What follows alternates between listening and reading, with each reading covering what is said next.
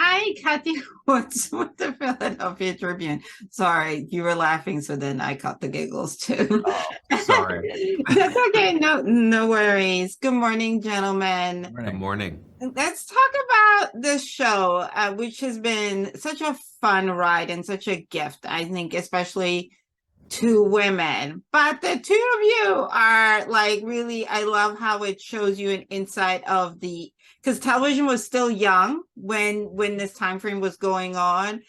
And I especially, Jason, love your feud with Susie. I mean, the Christmas tree thing is everything. Like, I feel that way about my Christmas tree too. And just the fact that you are like, you don't have, and I also love the fact that you don't look at her as a woman, that he's like, I just don't like you. Your gender has nothing to do with it. I don't like you because you have no morals. No, he just hates this troll. Yes. Yeah, she is. You hit the nail on the head. She is like the original troll. Talk about how much fun it is was you to play this character, and how hard is it for you to just keep a straight face? Because I know there are times where you're like, I can't. I gotta break. You know, actually, on this show, I think out of any show I've ever been on, has the fewest breaks for like people laughing. Yeah, that's true, actually. You know, ruining takes that way. I don't know what it is. I think it's just because the show requires such an extreme focus. And I also, like, Mike Carr is always mad. And I don't know how that happened, but he's just constantly angry. He just has this, like, boiling pit of anger deep inside of him. And so that kind of helped me, like, stay really straight, you know? But Alex is a fucking genius. And I like people like that. I don't know how it happens. It's like, even just like the table read or like in rehearsals, she's just throwing things out like so easy. And I don't know how it's possible. But the Christmas tree scene was like so fun to shoot. The scene right after the Christmas tree scene where she stops my car down the road and I get out and start yelling at her. When we were shooting that, I think one of the first takes, I get out of the car and I slam the door and Alex's eyes just like bug out of her head. And I'm like, what's going on? And I turn around and the car hadn't gone into park and started rolling down the hill. And there's two little kids in the back seat. And at the bottom of the hill is an icy lake. And there's nothing to stop the car going down the hill. So I like turn around and I go to grab the handle and I miss it. And I start running after the car and I grab it and I miss it and I lunge one last time and I get the handle.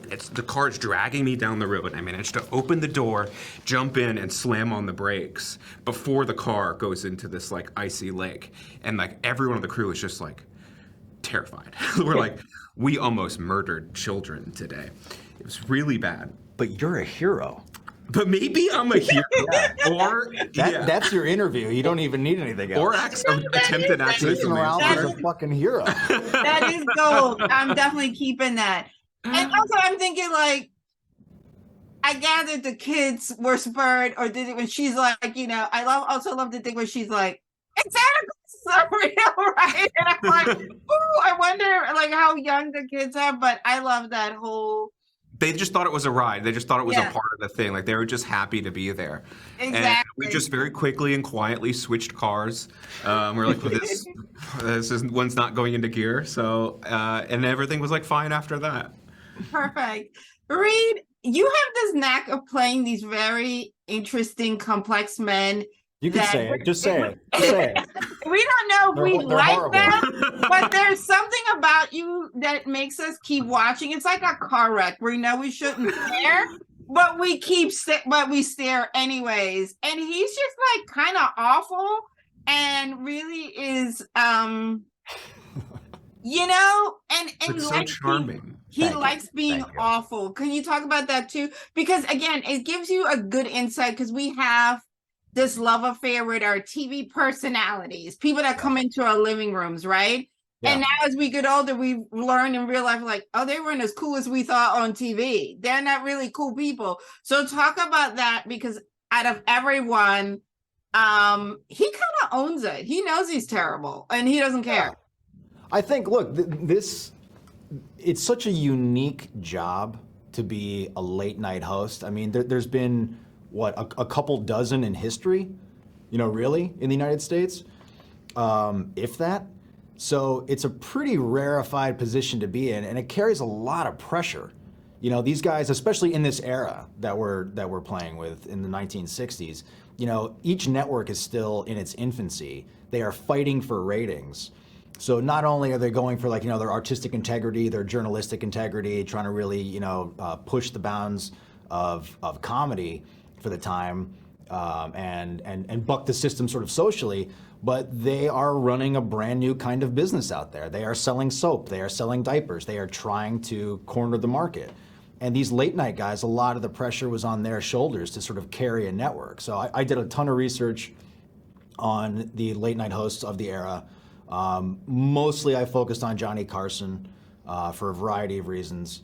And he was a very, like you said, very complex kind of guy. There were multiple Johnny Carsons. There was the Johnny Carson that you saw, behind the desk. There was the Johnny Carson who was, running the writer's room and doing all the things behind the scenes. There was the Johnny Carson at home. And all of these different masks that he wore, from time to time, that was what was interesting to me, and what really attracted me to the role is how do these guys shift from persona to persona throughout the day, and what kind of toll does that take on their psyche? So I think, a little bit is, the baked in misogyny of the 60s that drives Gordon Ford to be, kind of a prick a little bit. But I think he's overworked, and he's tired, and he's striving for something that I don't even think he knows what that is yet, because it hasn't been achieved. So there's no one that he's really looking to say, well, that's what I want to do. These guys were the pioneers of this format, and so they're tap dancing, to save their lives. And I love that. Any character that you really get to play with, duality. And, that was one of the fun things, working with Jason and all the writers and the characters that filled in that world of the Gordon Ford show behind the scenes. That was really where the meat of this stuff lied. The stuff in front of the camera was fun to play with, obviously, too. But everything that we had in the office and off of the actual floor of the Gordon Ford show, that was where we just really, really had fun. Absolutely. I would be remiss if I didn't ask you guys, especially, everything is going on in the world concerning women's rights. What have you learned being on a show where a woman is the lead, the show is driven by the lead, and most importantly, she's perfectly imperfect and she's allowed to make mistakes. What has this experience been like for you to just, kind of see Rachel do her thing, and just overall seeing the world through their lens? Let's start with you, Jason. It's a more accurate reflection of life in just a real way.